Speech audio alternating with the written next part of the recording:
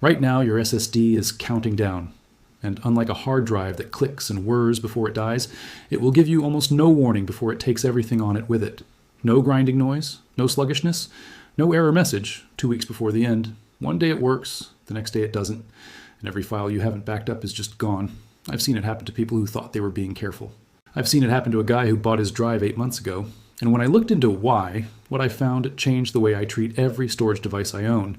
So before you do anything else right now, before you close this tab, before you go back to whatever you were doing, I want you to stay with me for the next few minutes because I'm going to show you how to check the actual health of your SSD in under 5 minutes, explain what's killing it faster than it should be dying, and give you a set of changes you can make today that will meaningfully extend its life. This is not a scare piece. This is the briefing you should have gotten the day you bought your machine. To understand why your drive might be closer to failure than you think, you need to know one thing about how SSDs store data, because it's completely different from everything that came before them. A traditional hard drive stores data magnetically on spinning platters. You can write to those platters millions of times without meaningful degradation. SSDs don't work that way. They store data in NAND flash memory cells, tiny electrical cells that hold a charge representing your files. And here's the critical part. Every single time you write data to one of those cells, you wear it down slightly. The cell can only hold a charge reliably for a finite number of write cycles before it starts losing its ability to retain data accurately. Manufacturers call this the program erase cycle limit, or PE cycles. Budget SSDs using QLC NAND flash, which is what's inside a lot of affordable consumer drives sold today, have a PE cycle rating as low as 100 to 300 cycles per cell. Higher-end MLC and TLC drives go higher, but every consumer SSD has a ceiling. And your drive has been ticking toward it since the moment you turned your computer on for the first time. Now, manufacturers give you a headline number to represent this limit. It's called TBW, terabytes written. It tells you the total amount of data the manufacturer rates the drive to handle before wear becomes a reliability concern. A mid-range 1 TB consumer SSD might have a TBW rating of 600. That sounds enormous until you realize that certain Windows behaviors, certain software habits, and certain default settings are writing to your drive constantly in the background. Not when you save a file, not when you install something, but continuously, invisibly, all day long, every day. Researchers at the University of California, San Diego conducted long-term SSD endurance testing and published findings showing that real-world workloads frequently exceed manufacturers' TBW estimates far earlier than users expect. Not because the ratings are fraudulent, but because users simply don't know how much write activity is happening on their system below the surface. Tom's Hardware ran a similar long-term endurance study and documented drives beginning to show error rates and bad block accumulation well before their rated TBW was reached, particularly in systems running heavy background processes. Think about what that means for you. Your drive has a lifetime budget for writes. Things are spending that budget right now without asking your permission. There's also the temperature piece, which doesn't get nearly enough attention. NAND flash cells degrade faster at elevated temperatures. SSDs running hot, above 70 degrees Celsius under load, which is common in laptops with poor airflow, or desktops with tight cases, accelerate cell wear measurably. A drive running 15 degrees hotter than its optimal range doesn't just run hot, it ages faster. 2. NVMe drives causing both performance degradation and elevated wear indicators in sustained workloads. If your laptop runs warm, your SSD is paying for it.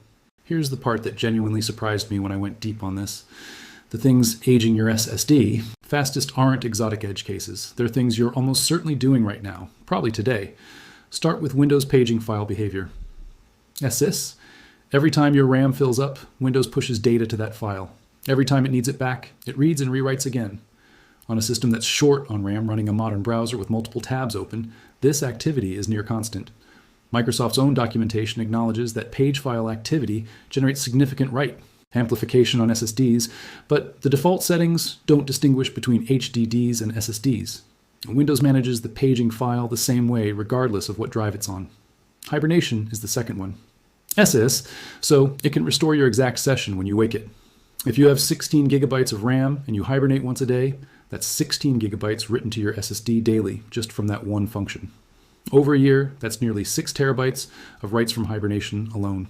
On a budget drive with a 300 TBW rating, that single default behavior is consuming roughly 2% of your drive's rated lifespan every year, without you doing anything unusual at all. Browser cache is the third one, and it's the sneakiest. Chrome, Edge, and Firefox all maintain large local caches of website assets on your drive to speed up page loading, Every page you visit writes data. Every cache update rewrites data. Heavy browser users generate gigabytes of SSD writes per day just from normal browsing, and none of it is the kind of writing that feels meaningful because you're not consciously saving anything, you're just browsing. But the drive is writing constantly. And then there's the software that phones home. Update services, cloud sync clients, antivirus definition updates, telemetry reporters, all of them generating small but continuous write activity in the background. Individually, each one is minor. Together, running simultaneously all day on a system with limited RAM, they create a write amplification scenario that no SSD specification sheet accounts for. When I actually measured the write activity on my own machine using a monitoring tool over a 24-hour period of normal use, browser, documents, some video playback, background apps, I was writing over 20 gigabytes per day without doing anything intensive. That's over 7 terabytes annually. On a drive rated for 600 TBW, that's over 1% of total lifespan consumed every single year from average use. If you're running more intensive workloads, doing video editing, running virtual machines, working with large files, the numbers climb significantly. Let's get practical, because this is where most videos on this topic let you down. They tell you SSDs die, but never actually show you how to check yours in the next 5 minutes. The first tool you need is Crystal Disk Info. It's free, it's lightweight, it's been the standard for drive health monitoring for over a decade, and it takes about 60 seconds to install and run. Open it up, and the first thing you're looking at is a health status reading. It will say good, caution, or bad. If you see caution or bad, stop reading this script and back up your drive right now before you do anything else. I mean that. Under the health status, you'll see a list of SMART attributes, self-monitoring, analysis, and reporting technology, which are the drive's own internal diagnostic counters.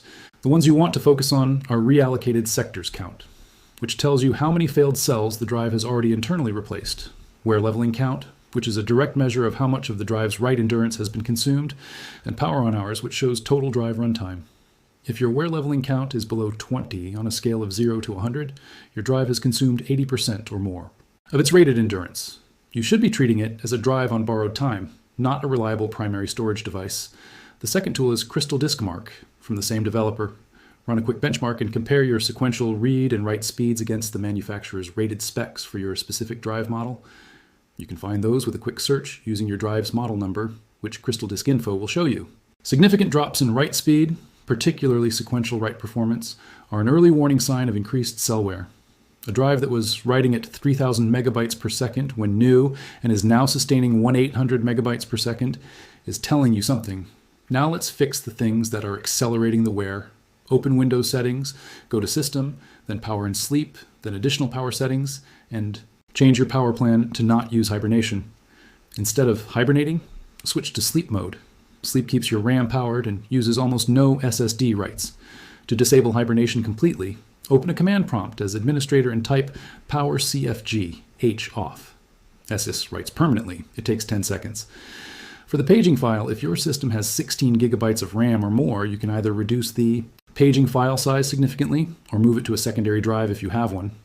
Go to System Properties, click Advanced, then under Performance, click Settings, then the Advanced tab, and click Change under Virtual Memory. Uncheck Automatic Management, set a custom size.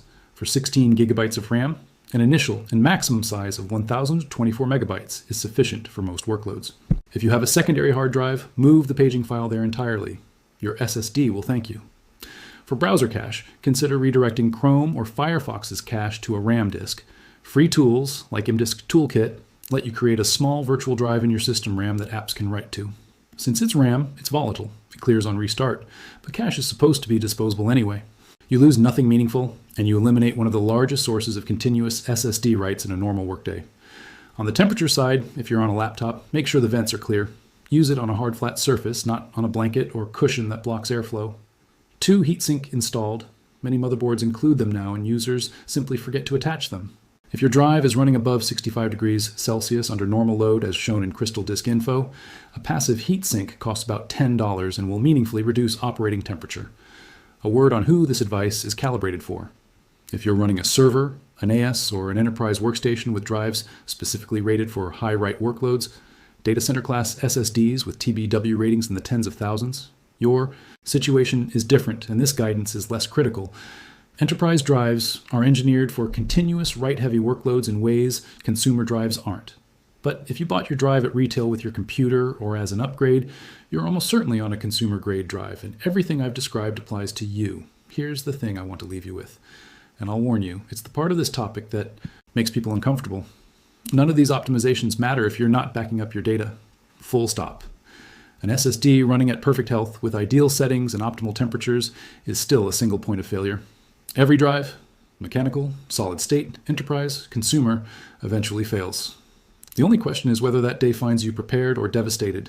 The 3-2-1 backup rule is the standard that data recovery professionals and the National Cybersecurity Center both recommend for personal data resilience. 3 copies of your data on 2 different media types with 1 copy stored off-site or in cloud storage. For most people, that means your primary drive, a local external backup, and something like Backblaze or a similar cloud backup service running continuously in the background. Backblaze, the cloud storage company that runs one of the largest publicly available hard drive and SSD reliability studies in the world, publishes their drive failure data annually.